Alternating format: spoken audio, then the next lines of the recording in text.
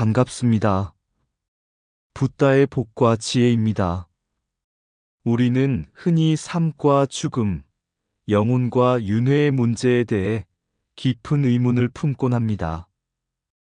그러나 부처님께서는 우리에게 이렇게 가르치셨습니다. 모든 존재는 본질적으로 공하며 그 어떠한 실체도 고정되지 않았습니다. 나라는 것도 영혼이라는 것도 오온색, 수, 상, 행, 식에 의지하여 붙여진 이름일 뿐, 그것을 초월할 때 우리는 진정한 자유와 평안을 얻을 수 있습니다. 부처님께서는 현실의 삶이야말로 가장 소중한 것임을 일깨워 주셨습니다.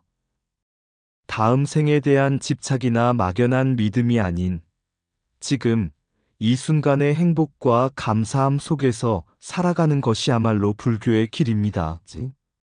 오늘 이 시간에는 부처님의 가르침을 통해 영혼에 대한 오해를 풀고 우리 삶의 진정한 의미를 되새겨보는 시간을 가지려 합니다. 함께 공의 진리를 배우고 후회 없는 삶을 향한 첫걸음을 내딛어 보시길 바랍니다. 자, 그럼 불교는 영혼을 인정하지 않는다. 그 여정을 함께 해볼까요? 옛날 부처님께서 기원정사에 머무르실 때의 일입니다. 한 브라만이 찾아와 부처님께 질문했습니다. 세존이시여, 저는 영혼이 있다고 믿습니다. 영혼은 육신과는 별개로 존재하며 죽음 이후에도 영원히 이어지는 본질이라 생각합니다. 그렇지 않다면 이 삶의 의미는 무엇이겠습니까? 부처님께서는 미소를 지으며 대답하셨습니다. 브라만이여, 너는 불을 본 적이 있는가? 브라만은 고개를 끄덕이며 답했습니다. 물론입니다, 세존이시여. 부처님께서 다시 물으셨습니다. 그렇다면 불이 꺼졌을 때 그 불은 어디로 갔다고 생각하는가? 동쪽으로 갔는가? 서쪽으로 갔는가? 혹은 하늘로 올라갔는가? 브라만은 잠시 고민하다 대답했습니다. 불은 어디로 간 것이 아니라 단지 연료가 소진되어 사라졌을 뿐입니다. 부처님께서는 고개를 끄덕이며 말씀하셨습니다. 그렇습니다. 불은 인연의 화합으로 일어나는 현상일 뿐, 그 자체로 고정된 실체가 아닙니다. 마찬가지로 너는 나와 영혼이라는 것을 어디에서 찾고자 하느냐? 몸과 마음은 오온색, 수, 상, 행, 식의 결합으로 이루어진 것이며 그 결합이 해체되면 고정된 나는 존재하지 않는다. 영혼이라는 것은 실체가 아니라 연기의 흐름 속에서 착각으로 생겨난 것이다. 브라마는 부처님의 가르침에 깊이 깨닫고 말했습니다. 세존이시여, 이제야 진리를 알았습니다. 삶이란 인연의 흐름일 뿐이며 그것에 집착하는 것이 고통의 원인임을 이해했습니다. 부처님께서는 미소 지으며 마지막으로 말씀하셨습니다. 그러니 현재를 살아라. 집착과 망상에서 벗어나 공의 진리를 이해하면 참된 행복에 이를 것이다. 한 제자가 부처님을 찾아와 물었습니다. 세존이시여, 많은 이들이 영혼이란 것이 있다고 믿습니다. 그것이야말로 나의 본질이며 죽음 이후에도 지속된다고 주장합니다. 이 믿음이 맞는 것입니까? 부처님께서는 제자를 잠시 바라보시더니 말씀하셨습니다. 제자여, 너는 나무를 본 적이 있는가? 제자는 대답했습니다. 네, 세존이시여. 부처님께서 이어 물으셨습니다. 그 나무를 이루는 것은 무엇이더냐? 그것이 단순히 나무인가? 아니면 뿌리, 줄기, 가지, 잎사귀가 모여 이루어진 것이냐? 제자는 답했습니다. 나무는 여러 요소가 모여 이루어진 것입니다. 부처님께서 말씀하셨습니다.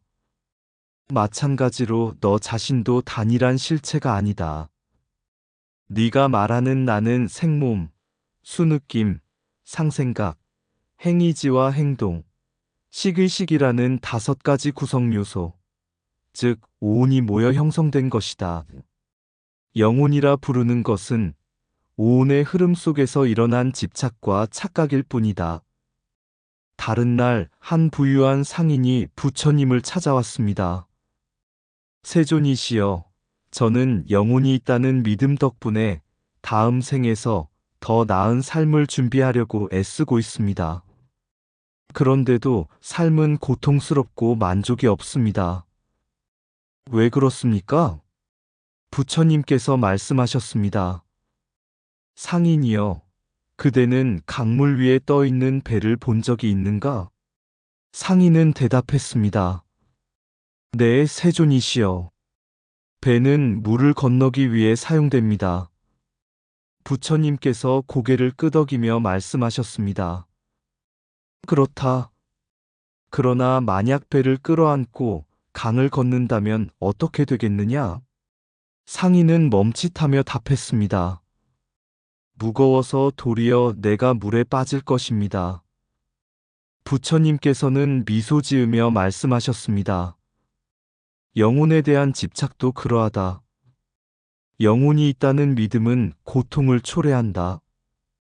그것은 다음 생을 위해 지금의 삶을 희생하게 만들고 이 순간의 행복을 잃게 한다. 삶은 단 한 번이다. 지금 이 순간을 소중히 살아라. 한 스님이 부처님께 물었습니다. 세존이시여, 그러면 진정한 나의 본질이란 무엇입니까? 오온을 떠나 어떤 실체가 존재하지 않습니까? 부처님께서는 연꽃 한 송이를 손에 들고 설명하셨습니다.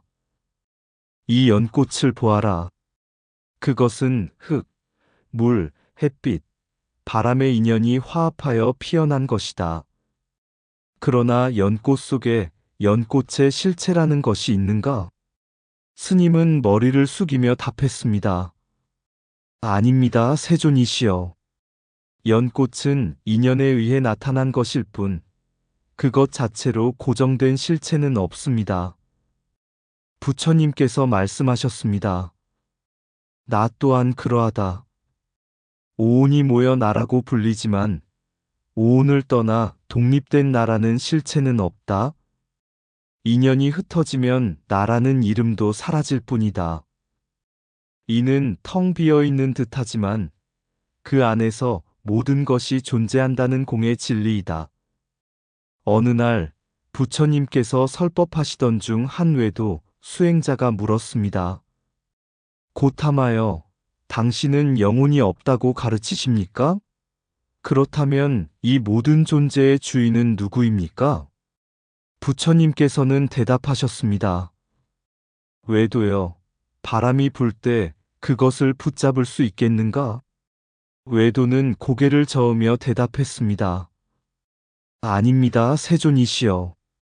바람은 잡을 수도 고정할 수도 없습니다. 부처님께서 말씀하셨습니다. 그렇다. 나 또한 그러하다. 존재란 끊임없이 변화하는 인연의 흐름일 뿐, 고정된 주체는 없다.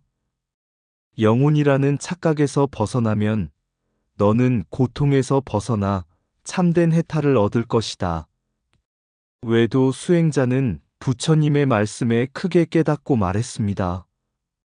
세존이시여, 이제야 참된 진리를 알게 되었습니다. 집착에서 벗어나겠습니다. 부처님께서는 미소 지으며 마지막으로 말씀하셨습니다. 오온의 공을 알고 모든 존재는 연기 속에서 무아임을 깨달아라. 그러면 너는 해탈에 이를 것이다. 영혼은 없다. 네가 나라 부르는 것은 5가지 요소의 흐름일 뿐, 그 흐름에 집착하지 말라. 모든 존재는 인연으로 이루어졌다. 고정된 실체를 찾으려는 노력은 고통의 시작일 뿐이다. 영혼에 대한 집착은 물 위에 집을 짓는 것과 같다. 그 기초는 언제나 흔들릴 것이다. 오온을 관찰하라. 그것이 네가 나라 여기는 모든 것의 실체임을 알게 될 것이다. 나를 이루는 것은 색, 수, 상, 행, 식이다. 그러나 그 어디에도 진정한 나를 찾을 수 없다. 네가 바람을 붙잡을 수 없듯 네가 말하는 영혼 또한 붙잡을 수 없다. 모든 것은 공이다. 그 비어있음 속에 모든 것이 존재한다. 삶은 강물처럼 흘러간다. 그것을 나라 부르는 착각에서 벗어나야 진정으로 자유로울 수 있다. 연꽃이 흙, 물, 햇빛, 바람으로 이루어졌듯 너 또한 인연으로 이루어진 존재다. 고정된 나가 없다는 것을 알 때 너는 더 이상 삶과 죽음에 얽매이지 않을 것이다. 집착을 내려놓아라. 네가 나라 믿는 것은 일시적이며 끊임없이 변한다. 무아를 깨달으면 고통에서 벗어나 진정한 해탈에 이를 것이다. 삶은 끊임없이 변화한다. 변하지 않는 영혼을 찾으려 하지 말라. 모든 것은 연기로 존재한다. 연기를 알면 무아를 알게 되고 무아를 알면 해탈에 이를 것이다. 네가 말하는 영혼은 환영과 같다. 그 환영을 깨뜨릴 때 참된 평화를 발견할 수 있다. 어느 날 한 제자가 부처님께 물었습니다. 부처님, 이 몸은 내가 아닙니까? 내 몸이 나의 실체가 아니란 말입니까? 부처님께서 손에 있는 꽃을 들어 보이며 말씀하셨습니다. 이 꽃을 보아라. 아름답고 향기롭지 않느냐? 그러나 이 꽃은 혼자서 존재하는 것이 아니다. 씨앗, 햇빛, 물, 바람, 흙이 어우러져 이 꽃이 피어났다. 그 어느 하나도 단독으로 꽃이라 할 수 없으며 꽃은 인연에 의해 생겨난 것이다. 네 몸 또한 그러하다. 부모의 결합, 음식, 공기, 그리고 시간이 내 몸을 이루었다. 그러나 이 모든 것이 모였다고 해서 독립된 실체가 생기는 것은 아니다. 네 몸은 고정된 것이 아니며 결국은 흙으로 돌아갈 것이다. 그러니 몸에 집착하지 말라. 다른 제자가 물었습니다. 부처님, 즐거운 느낌과 괴로운 느낌은 항상 나를 사로잡습니다. 이러한 느낌은 저의 실체가 아니겠습니까?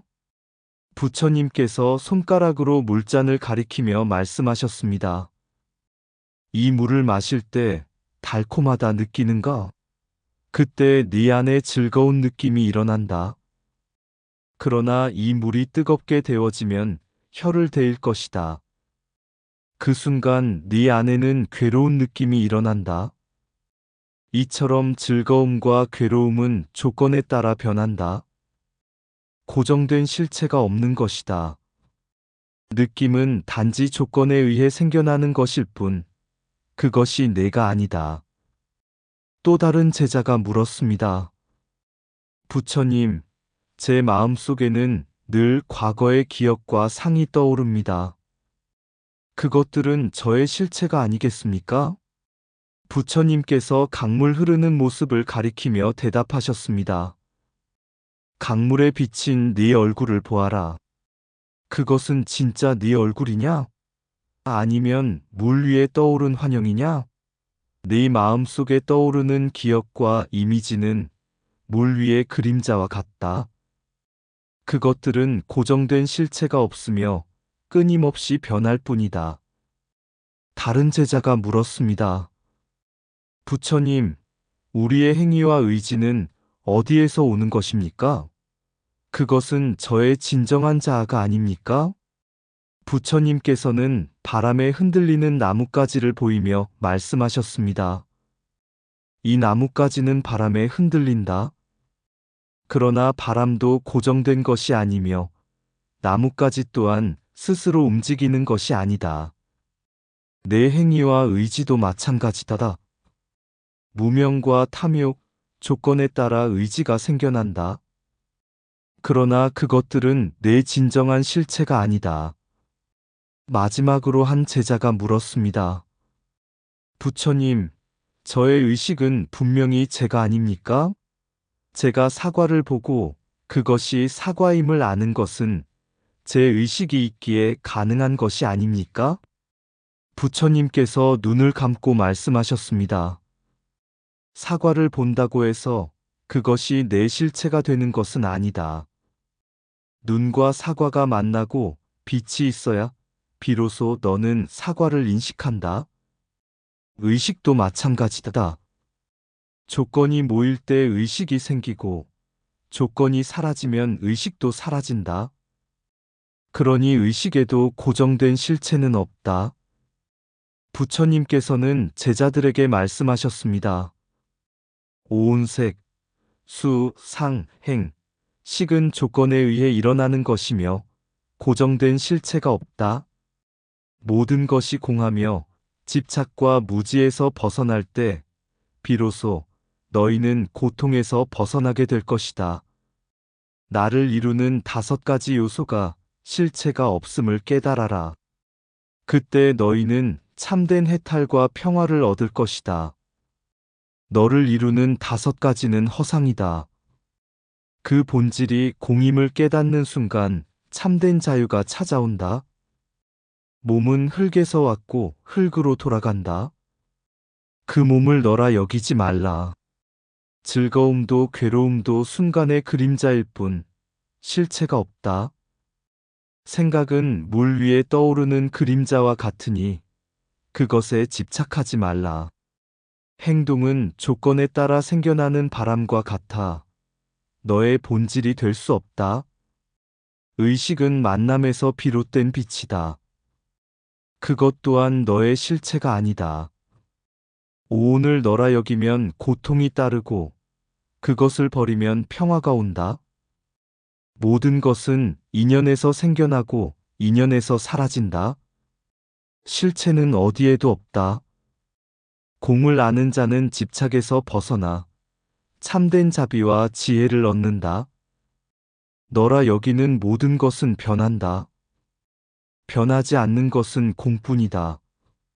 물질은 본질이 없으며 마음은 흐름일 뿐이다. 그 둘을 초월하라. 고정된 나를 찾으려는 노력은 고통의 씨앗이다. 공을 깨달을 때 너는 오온의 속박에서 벗어난다. 나를 이루는 모든 것은 너를 이루는 모든 것과 다르지 않다. 그것은 모두 공하다. 조건에 의해 생겨난 것은 조건에 의해 사라진다. 그것이 진리다. 옛날 부처님께서 제자들과 함께 숲을 거닐고 계실 때의 일입니다. 한 농부가 부처님께 다가와 고민을 털어놓았습니다. 세존이시여, 저는 삶이 괴롭습니다. 가난하여 먹을 것이 부족하고 다음 생에는 더 나은 삶을 살고자 열심히 기도하며 공양을 올리고 있습니다. 그러나 지금은 너무 힘들어 행복을 느낄 수가 없습니다. 부처님은 미소를 지으며 농부를 따뜻하게 바라보셨습니다. 좋다. 내가 너에게 물을 하나 줄 테니 네가 목이 마를 때 마셔라. 부처님은 근처 시냇물에서 물을 떠와 농부에게 건네주셨습니다. 농부는 감사히 물을 마셨습니다. 그러자 부처님께서 물으셨습니다. 이 물을 마시는 동안 다음 생을 생각했느냐? 농부는 고개를 저으며 답했습니다. 아닙니다, 세존이시여. 오직 목마름을 해결하는 것만 생각했습니다. 부처님은 고요한 목소리로 말씀하셨습니다. 그렇다. 다음 생에 대한 집착은 지금의 갈증을 잊게 만든다.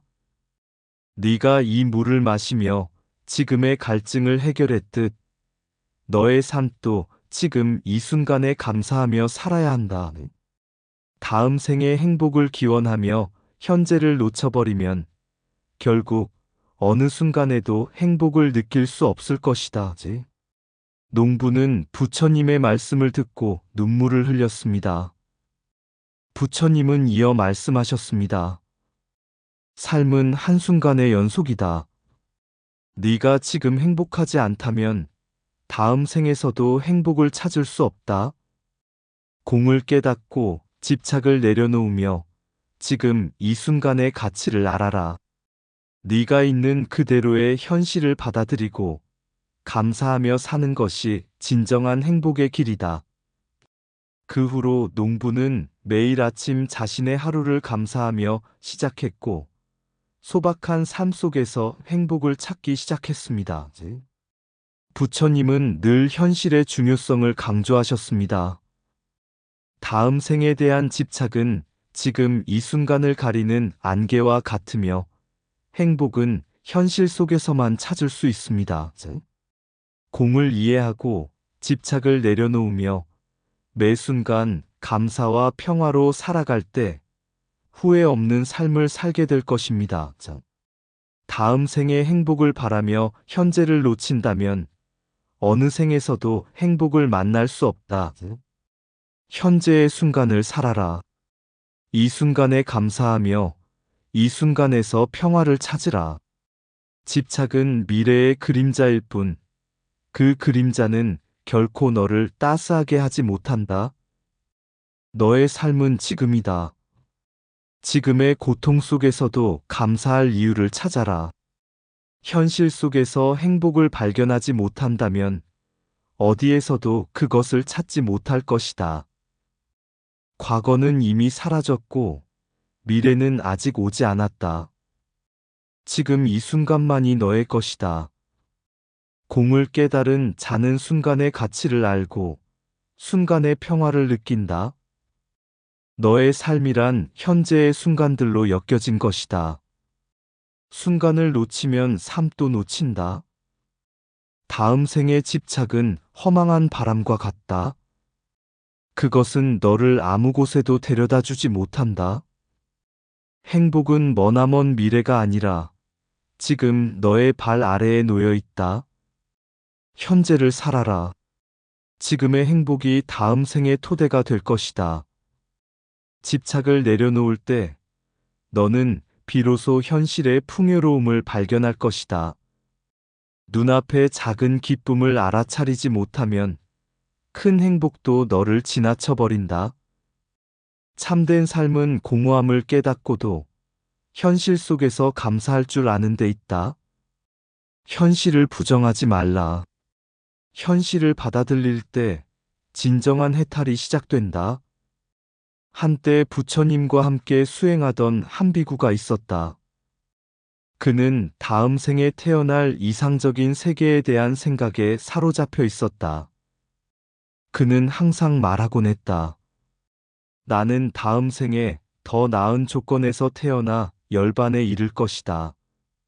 하지만 그는 오늘의 수행을 소홀히 했다.